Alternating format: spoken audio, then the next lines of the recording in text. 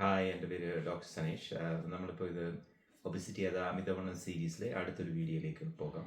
ഈ വീഡിയോയിൽ നമ്മൾ പ്രധാനമായിട്ടും സംസാരിക്കുന്നത് ഒരു കോമൺ ആയിട്ട് നമ്മൾ ക്ലിനിക്കിൽ കാണുന്ന ഒരു പ്രോബ്ലത്തെ പറ്റിയാണ്.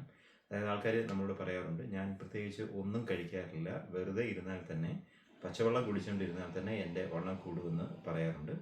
ഇത് ഒരു തരത്തിൽ ശരി തന്നെയാണ്. എന്ന് വെച്ച് കഴിഞ്ഞാൽ അമിതവണ്ണം ആഹാരം കഴിക്കുന്നത് കൊണ്ട് മാത്രം ഉണ്ടാകുന്ന ഒരു അസുഖമാണെന്ന് ആൾക്കാർ പൊതുവെ തെറ്റിദ്ധരിക്കാറുണ്ട്. ഇത് കറക്റ്റായിട്ടുള്ളൊരു കാര്യമല്ല. എന്ന് വെച്ച് കഴിഞ്ഞാൽ അമിതവണ്ണം ഉണ്ടാകാൻ സാധ്യതയുള്ള ഒരാൾ അത്രയധികമായിട്ട് ആഹാരം കഴിച്ചില്ലെങ്കിൽ പോലും അയാളുടെ വണ്ണം കൂടാനുള്ള സാധ്യതയുണ്ട്. ഇതെങ്ങനെയാണ് സംഭവിക്കുന്നതെന്ന് നമുക്ക് നോക്കാം.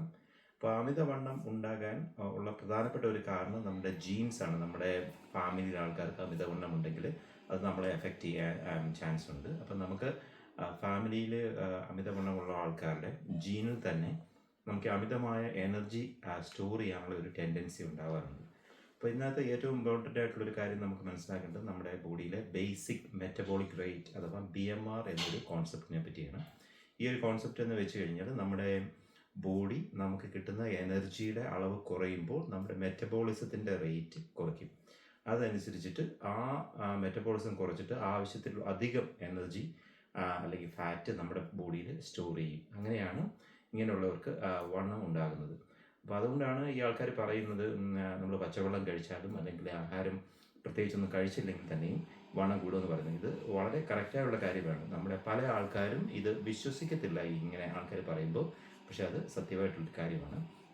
ഈ ഒരു കാര്യം തന്നെയാണ് നമ്മുടെ ഡയറ്റിൽ മാത്രം ഉണ്ടാകുന്ന കൺട്രോള് കൊണ്ട് നമുക്ക് വണ്ണം കുറയ്ക്കാൻ സാധിക്കുമെങ്കിലും ഒരു പരിധി കഴിഞ്ഞാൽ പിന്നീട് വണ്ണം കുറയാത്തതിനുള്ള കാരണം ഇത് തന്നെയാണ്. ഇങ്ങനെ ഒരു പരിധി കുറഞ്ഞ് നമ്മുടെ ആഹാരം നമ്മുടെ ശരീരത്തിന് ലഭിക്കാതാകുമ്പോഴത്തേന് നമ്മുടെ ശരീരം അതിൻ്റെ എല്ലാ മെറ്റബോളിക് പ്രോസസ്സും സ്ലോ ഡൗൺ ചെയ്തിട്ട് അതിന് മാക്സിമം എനർജി സേവ് ചെയ്യാനുള്ള ഒരു മോഡിലേക്ക് മാറും.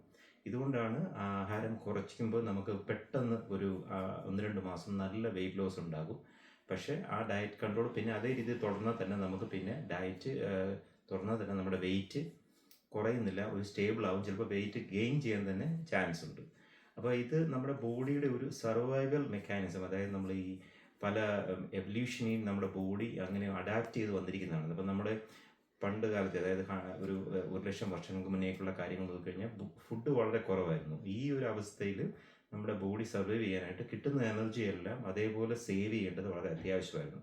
നമ്മുടെ ശരീരം ഇപ്പോഴും ഏകദേശം ആ ഒരു ഏജിലുള്ള ഒരു ശരീരവുമായിട്ടാണ് നമ്മൾ ഇന്നത്തെ ഈ ഒരു ഫുഡ് അബൻഡൻസ് എന്ന് പറയുന്നത്, അതായത് ധാരാളം ഫുഡുള്ള ഒരു കാലത്തിൽ നമ്മൾ ജീവിക്കുന്നത്. അപ്പോൾ അതിൻ്റെ ഒരു സൈഡ് ഇഫക്റ്റ് ആയിട്ടാണ് നമുക്ക് ഈ വണ്ണം കൂടുന്നത്. അപ്പം ഈ വണ്ണം കൂടുന്നവർ ആഹാരം കുറച്ചിട്ടും വണ്ണം കുറയാത്തത് അവർ അലസരായതുകൊണ്ടോ മടിയുള്ളത് ആയതുകൊണ്ടോ അല്ല.